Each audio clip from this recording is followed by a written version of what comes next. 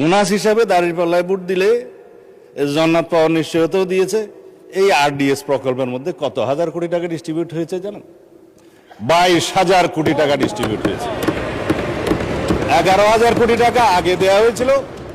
এই 5ই আগস্ট 2024 পরে নির্বাচনের এই বৈতরণী পার হওয়ার জন্য আরো 11,000 কোটি টাকা দেওয়া হয়েছে। এর কোনো হদিস নাই।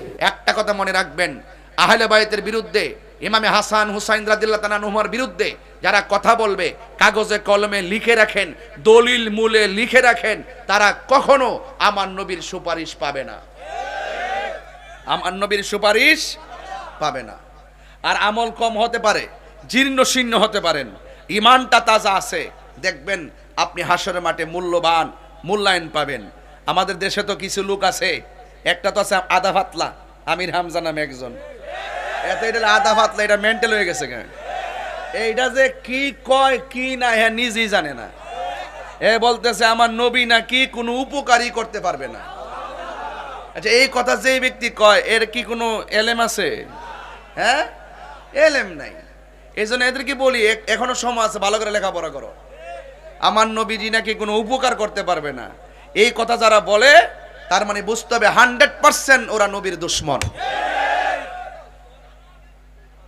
ওরা কি নবীর দুশমন।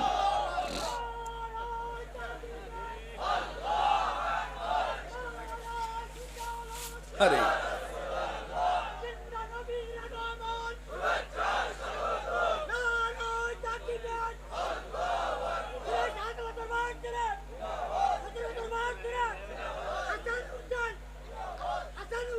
বাবা বসুন, বসুন।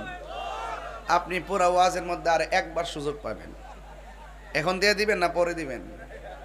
পরে না? আচ্ছা ঠিক আছে, তাইলে এখন আর দিয়েন না, ঠিক আছে? দিয়েন, যখন দিবেন দিবেন, কিন্তু আর একবার দিবেন, হ্যাঁ ইনশাল্লাহ। আপনাদের কি কষ্ট হইতেছে? আমি একটু ঘাটে ঘাটে নাও লাগাইতেছি। কি লাগাইতেছি? ঘাট। এই ঘাটগুলো জানার দরকার আছে। এগুলো ইমানের ঘাট। এগুলো না জানলে কপালে দাগ ফালাইলেও লাভ হবে না। ঠিক আছে কি না বলেন?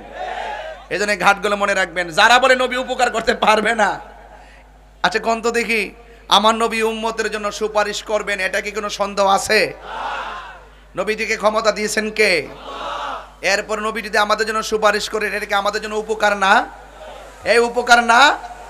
এই জন্য আপনাদেরকে অনুরোধ করব, সতর্ক থাকবেন। এখন অনেকে বলবেন, হুজুর আপনি নাম ধরে বলছেন, ওনার তো অনেক অনুসারী আছে। আরে বেটা, অনুসারী আছে, তোরা কেমন অন্ধ হইলি? তোর আর কি বিবেক নাই? যেই ব্যক্তি নবীর বিরুদ্ধে কথা বলে, সে যত বড় হুজুর হোক, এর পিছনে ঘোরা মানি হলো দালালি। কথা বলে ঠিক না বেটে? আরে বেটা, আমার তুই মন্দ ক, আমার 14 গোষ্ঠী নিয়ে গালি দে, আমার বাপ তুল্লা গালি দে, আমার মা তুল্লা গালি দে, আমাকে গালি দে। যেই ব্যক্তি আমার রাসূলুল্লাহর শান মান সাত সিফত নিয়ে অস্বীকার করে কথা বলবে, রাসূলুল্লাহর শান মান নিয়ে কটূক্তি করে কথা বলবে, সে যত বড় আলেম হোক, তাকে আমরা আলেম মনে করি না।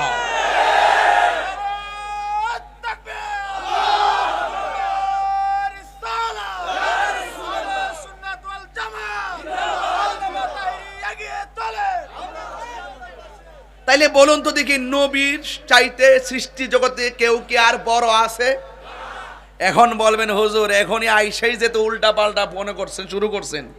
বেটা ময়রা দেখ, কবরে যায় আলো, দেখবার নবী ছাড়া বান্ধব কেউ নাই। বেটা হাসরের মাঠে উঠটালো, দেখবি নবী ছাড়া আপন কেউ নাই। জাহান্নামের উপরে যখন ফুলসিরাতটা কায়েম হবে, ওই ঘাটে যাইয়া দেখো আমার মোস্তফা ছাড়া আপন কেউ নাই। আর তুমি সেই নবীরে গালি দিয়া বলবা আমি বড় হুজুর। আমার কাছে কি তোমার টাইম আছে? খবরদার, এখনো সোজা লেস্টারে টান দিছি, ফাত্তর দিয়া বাইন্দা দিয়া সরিষার তেলটা টান দিলাম, কুত্তার মতন যাতে আবার না বেহাও।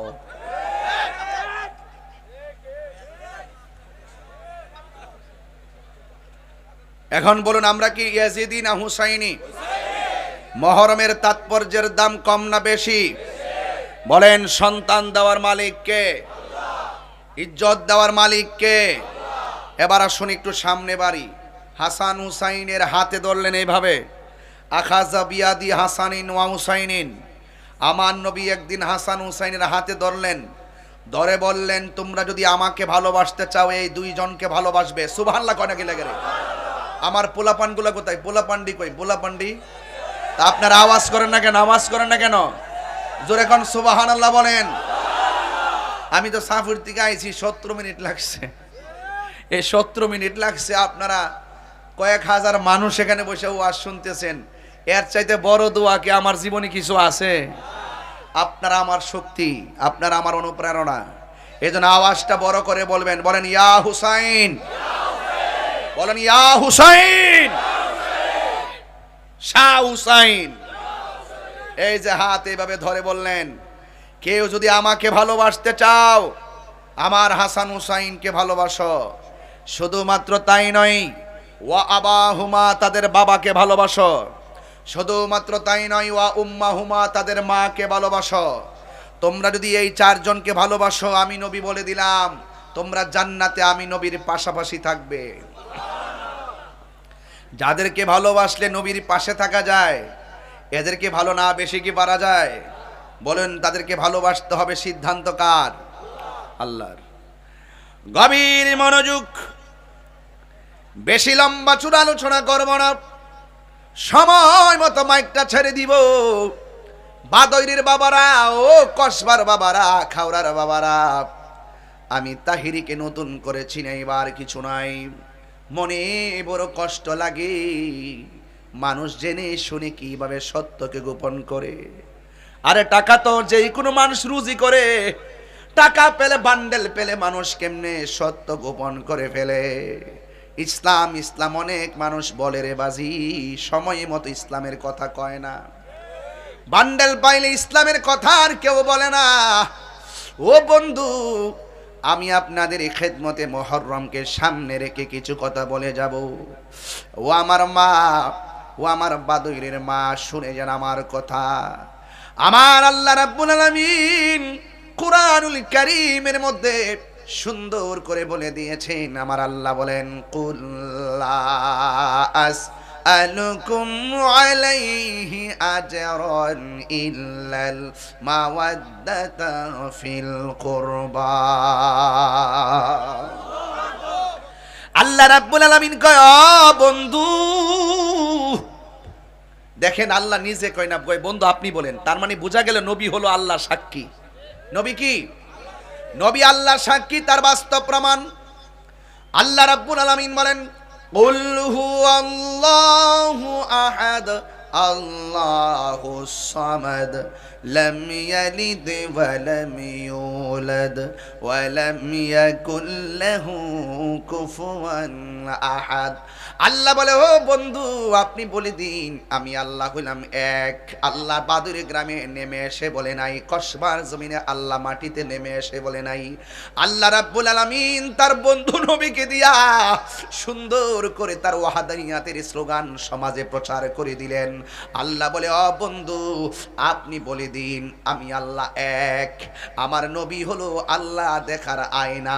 চিৎকার মেরে কি সুবহানাল্লাহ বলা যাবে না? সূরা ইখলাসটা কেন পড়েছি?